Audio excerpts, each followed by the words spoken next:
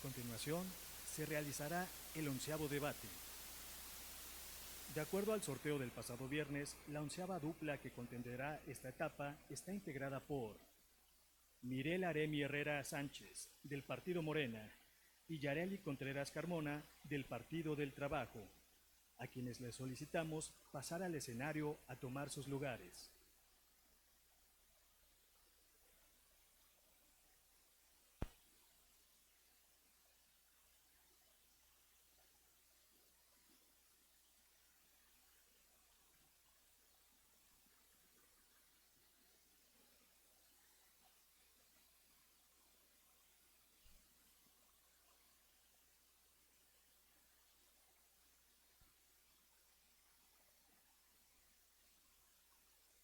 A esta dupla de participantes les corresponde debatir el tema Mecanismo de democracia directa en formato de pregunta abierta.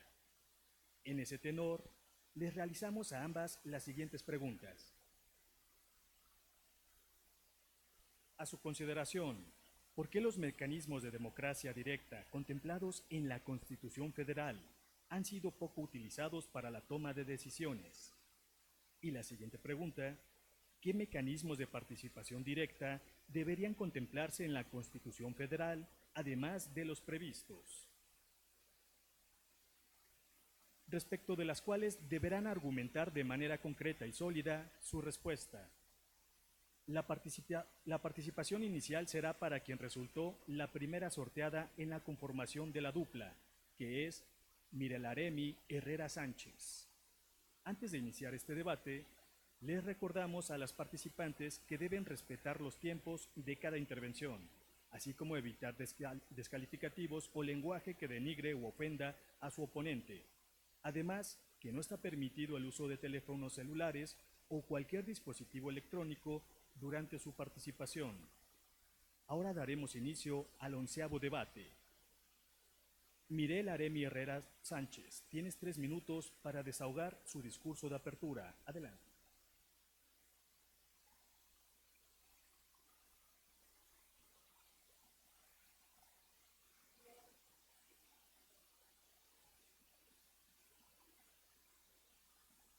Los mecanismos de democracia directa.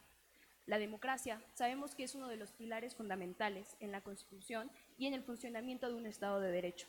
En el contexto de nuestra República Mexicana, establecemos los principios y mecanismos que guían a la toma de decisiones, así como la participación de los ciudadanos en la vida política de nuestro país. Entre los mecanismos que encontramos para nuestra democracia directa nos permite a la población a participar de manera activa en la toma de decisiones que afectan en nuestra vida cotidiana y en el rumbo del país.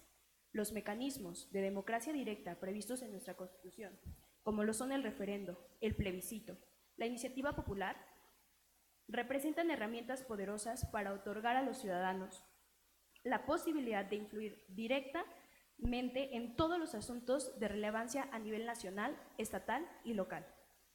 Sin embargo, a pesar del gran potencial que encontramos en cada uno de ellos, es necesario fortalecer la participación y la representatividad democrática en estos mecanismos. ¿Y por qué han sido poco utilizados? Considero que la toma de decisiones es poco utilizada por su alto costo y por falta de eficacia. Es cuanto. Muchas gracias. Ahora es turno de Yareli Contreras Carmona. Tienes 3 minutos para desahogar tu discurso de apertura. Adelante. Gracias. Muy buenas tardes, compañeros y compañeras participantes, representantes de los partidos políticos, autoridades del Organismo Público Local Electoral de Veracruz, honorable jurado y público en general. Es un honor para mí estar frente a ustedes y muy agradecida con mi partido por la oportunidad de participar en este primer concurso de debate juvenil partidista, para debatir un tema de gran importancia para todos como ciudadanos, los mecanismos de democracia directa. Y es que la democracia es un pilar fundamental de nuestras sociedades y una de las herramientas más poderosas para garantizar la participación ciudadana en la toma de decisiones.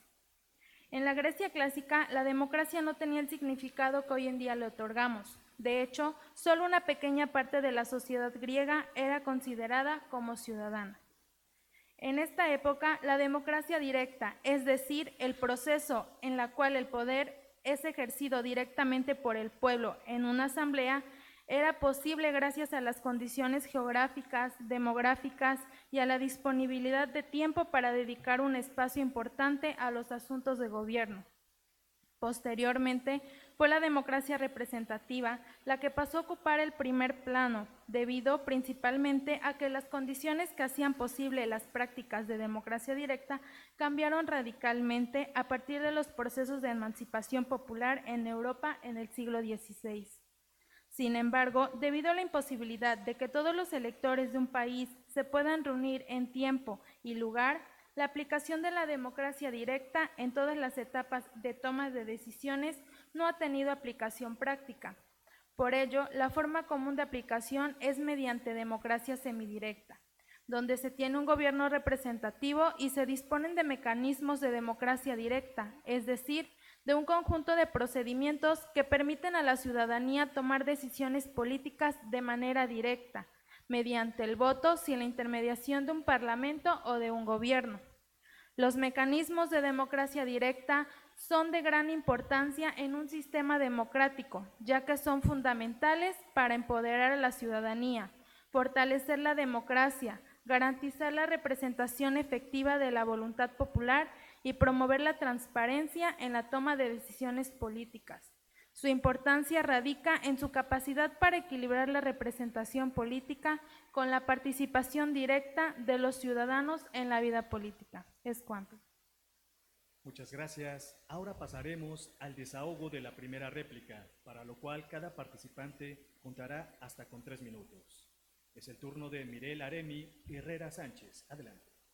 Gracias. Bien, haré unas precisiones puntuales sobre los comentarios que ha hecho la compañera. Hablabas de la democracia a partir del siglo XVI, pero para hacer de conocimiento, en México uno de los mejores mecanismos que tenemos para reforzar nuestra democracia es la democracia directa desde hace 20 años. Posteriormente menciona una contradicción en sus argumentos, donde nos menciona que la mejor forma sería una democracia semidirecta. Sin embargo, y recalcando el tema central de nuestro debate, hay un posicionamiento sobre nuestra Constitución Federal en la que solo contempla la democracia directa, y un claro ejemplo de una democracia semidirecta sería como lo hace hoy en día el gobierno de Estados Unidos. Sin embargo, no es el caso de México.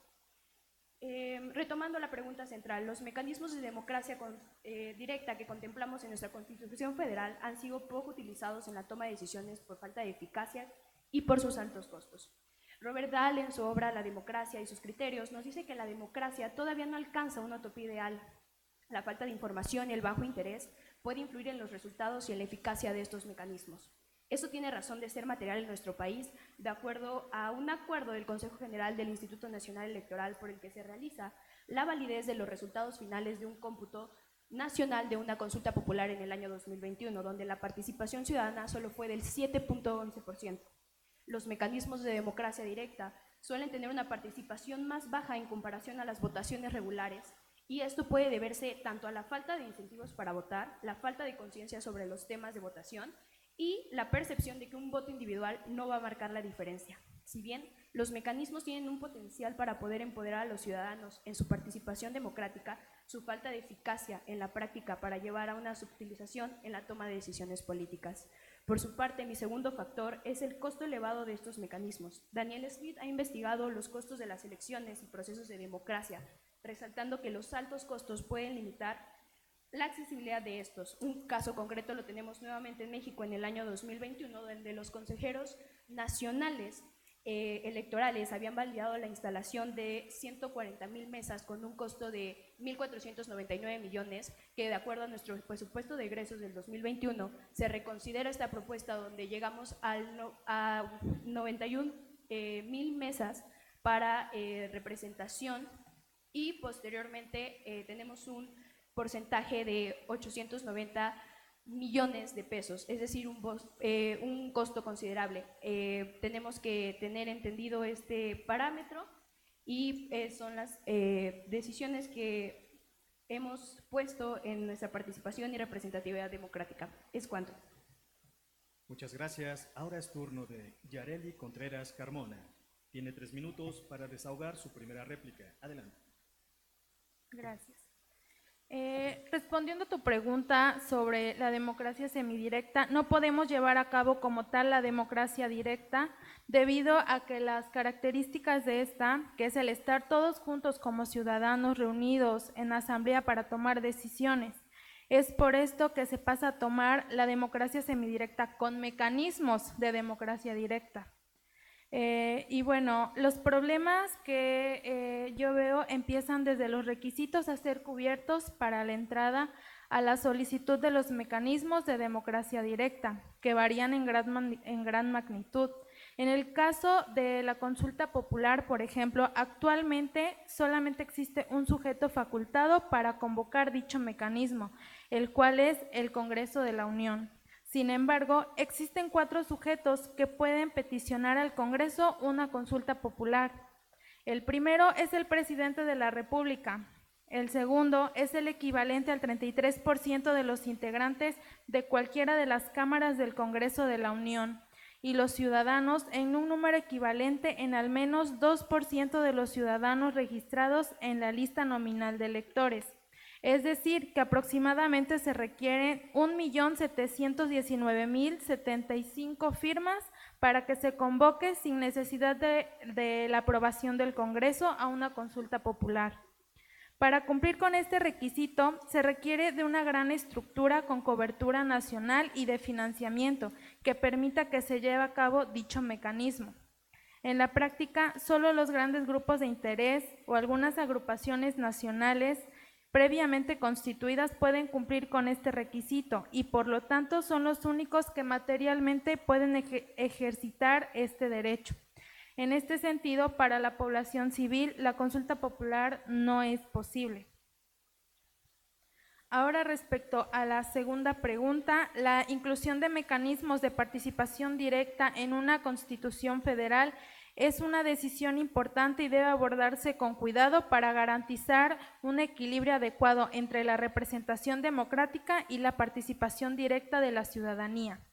Para ejercer los mecanismos de democracia directa en nuestro país, sería preciso incluir dentro del cuerpo mismo de la Constitución Federal la facultad expresa para que los ciudadanos también puedan tomar parte de la actividad política. Esto mismo responde a la necesidad de incluir a nivel federal los procesos de referéndum y plebiscito como derecho de los ciudadanos. El referéndum podría dar la oportunidad a los ciudadanos de participar en la aprobación de proyectos y legislación de gran importancia. El plebiscito haría partícipes y a la vez responsables a los ciudadanos en las medidas administrativas que se generen en el Poder Ejecutivo. Muchas gracias. Ahora pasaremos al desahogo de la segunda réplica, para lo cual cada participante contará con un máximo de 3 minutos. Inicia Mirela Aremi Herrera Sánchez. Adelante.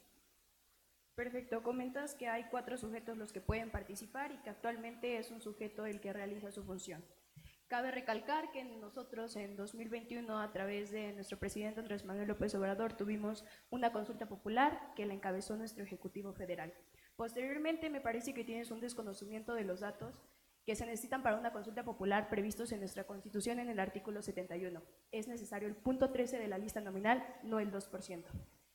Y bueno, con esto me gustaría hacer las 2 propuestas para dar continuidad y seguimiento a la segunda pregunta de cuáles serían mis propuestas para adicionar a los mecanismos de democracia directa que hoy tenemos. Si bien estos mecanismos de democracia directa los tenemos previstos en nuestro artículo 35 constitucional, en su fracción primera, séptima, octava y novena. Es por ello que el primero va a ser adicionar al artículo previamente citado el derecho al veto popular y que este no quede solo en los representantes del Poder Ejecutivo para oponerse a una ley o decreto que el Congreso envíe para su promulgación, destacando que existen 3 tipos de veto: el total, el popular, el parcial y el de bolsillo. Sin embargo, para este veto popular solo vamos a contemplar el total y el parcial.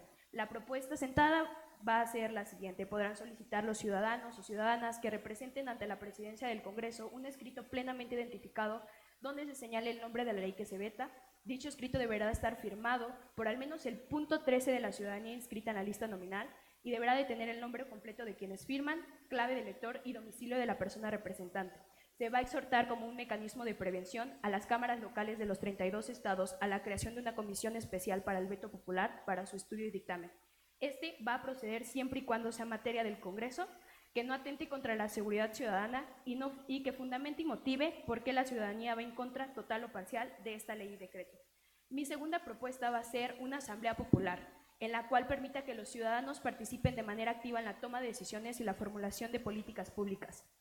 La estructura será la siguiente. Serán elegidos mediante un proceso democrático que garantice la representatividad de diferentes grupos de la sociedad, abordará una amplia gama de temas nacionales, desde infraestructura, políticas, educación, salud y medio ambiente. Las sesiones de asamblea serán públicas y accesibles a través de medios electrónicos, y los temas en cuestión se votarán sobre las decisiones y los resultados van a ser registrados para su conocimiento. Con estas propuestas consolidamos los principios de la Cuarta Transformación, promoviendo la participación ciudadana, fomentando el diálogo y el debate constructivo y recopilando las opiniones y propuestas. Es cuanto. Muchas gracias. Ahora corresponde el turno a Yareli Contreras Carmona. Tienes 3 minutos para desahogar tu segunda réplica. Otro problema que encuentro en cuanto al por qué los mecanismos de democracia directa han sido poco utilizados para la toma de decisiones son las leyes de participación ciudadana en los estados, ya que son deficientes en términos de establecer garantías para el ejercicio de los mecanismos de democracia directa. En gran medida, por esta razón ha habido muy pocas experiencias de este tipo, todas ellas fallidas. Los 3 plebiscitos formales llevados a cabo en la Ciudad de México resultaron en grandes fracasos dado el escaso número de ciudadanos participantes. En el mismo sentido, en Veracruz, cuando el gobernador Miguel Alemán convocó al plebiscito, resultó un gran fracaso, por lo que considero que también repercute en algunos factores como lo son la comunicación, el conocimiento, la complejidad y temas de baja relevancia, porque la mayoría de las personas no están completamente informadas sobre los temas sometidos a votación. Algunas cuestiones son inherentemente complejas y requieren de un conocimiento profundo para tomar decisiones informadas. Y a veces las cuestiones que se someten a mecanismos de democracia directa pueden ser de baja relevancia para la mayoría de la población, lo que reduce su participación. En otra vertiente, me permito citar a la consejera Adriana Favela, que durante el panel Democracia Directa en Latinoamérica, casos del hemisferio occidental, destacó la importancia de involucrar más a la ciudadanía en los mecanismos que tiene de democracia directa. Favela detalló que en México las elecciones del 2021 registraron una participación ciudadana del 52.66% y en 2018 fue del 63%, y en mecanismos de democracia directa disminuye considerablemente, como en la consulta popular del 2021, con una participación del 7.11% y la revocación de mandato del 17.77%. Por lo que pienso que parte de considerar mecanismos de democracia directa también lo es el involucrar y motivar a la ciudadanía a participar y dar a conocer que cuando formamos parte de estos mecanismos podemos ser un gran instrumento para manifestarse y tomar decisiones. Es cuanto. Muchas gracias. Ahora les informo que pasaremos a la etapa de conclusiones, para lo cual cada participante contará con 3 minutos para desarrollarlas, iniciando con Mirela Aremi Herrera Sánchez. Adelante. Muy bien, concluyendo mi participación, me parece importante que el jurado calificador considere que este debate constaba de 2 preguntas. La primera era cuál era la causa por la que no son tan utilizados estos mecanismos de democracia directa, y la segunda era abundar una propuesta para adicionar en nuestra Constitución Federal los mecanismos de democracia directa. Y bueno, me parece que la compañera únicamente dio respuesta certera a la primera pregunta, por lo tanto, yo no considero que esto haya sido más un debate. Agradezco mucho que reconociera muchos de los datos que previamente di, y agradezco que también no haya hecho ninguna réplica sobre mis propuestas dadas. Quiere decir que algo va encaminado a un bien común. Y bueno, la primera participación que tuve para dar respuesta a mi pregunta inicial, determiné los mecanismos de democracia directa que han sido poco utilizados por sus altos costos y la falta de eficacia. Y mi segunda intervención propuse adicionar a la Constitución Federal el veto y la Asamblea Popular como mecanismos de democracia directa. Y bueno, me gustaría cerrar esta plática y esta charla que tuvimos sobre nuestros mecanismos con una frase de nuestro presidente. El pueblo es soberano, no tenemos rey en México, no hay oligarquía y hay una democracia. Y es el pueblo el que manda y el que decide. Es cuanto. Muchas gracias. Ahora es turno de Yareli Contreras Carmona del Partido del Trabajo. Tienes 3 minutos para desarrollar tus conclusiones. Adelante. Gracias. Bueno, compañera, te recuerdo que este debate es de pregunta abierta, por lo que cada quien, de acuerdo a nuestras experiencias y nuestros conocimientos, pues damos nuestros argumentos. Sí podemos tomar posturas, pero solo pues tocándolas superficialmente. Y bueno, para concluir mi participación, es importante recalcar que las leyes de participación ciudadana han conducido a la legalización de mecanismos de democracia directa. Si bien en formas no operativas, ha abierto espacios de diálogo entre el Estado y la sociedad. Sin embargo, los requisitos para activar los mecanismos de democracia directa son imposibles de cumplir para la sociedad civil. Para que los mecanismos de democracia directa funcionen, deben en primer lugar ubicarse en un sistema democrático eficientemente constituido, que permita la participación consciente y armónica de los ciudadanos. Se debe recordar que los instrumentos de democracia directa también han sido utilizados para fines de desestabilización política y social. Por ello, ampliarlos quizás sería debilitar los ya existentes, por lo que se requiere crear una cultura político-democrática fuerte, capaz de motivar a los ciudadanos para participar, así como también se informen adecuada y objetivamente sobre este tema. Que los procesos sean ordenados, transparentes y que una vez concluidos, estos sean respetados por constituirse como una decisión democrática. Así, los procesos de participación ciudadana se encuentran plasmados en la legislación nacional. El ciudadano de esta manera podrá hacer valer su voluntad respecto a los asuntos públicos, ya que en la medida en que éste pueda influir, se interesará e informará más al respecto. No podemos esperar que en un sistema poco democrático, controlado por ciertas minorías, las decisiones tomadas beneficien a la mayoría del pueblo. Después de todo, México debe incrementar la efectividad de su democracia para que los logros en materia social, económica, educativa y política se traduzcan en mejoras permanentes en la calidad de vida de los ciudadanos. Es cuanto. Muchas gracias. Gracias. Quiero comentarles que hemos concluido el 11º debate. Agradecemos a las participantes y les solicitamos pasen al auditorio a tomar sus lugares. Muchas gracias. Gracias.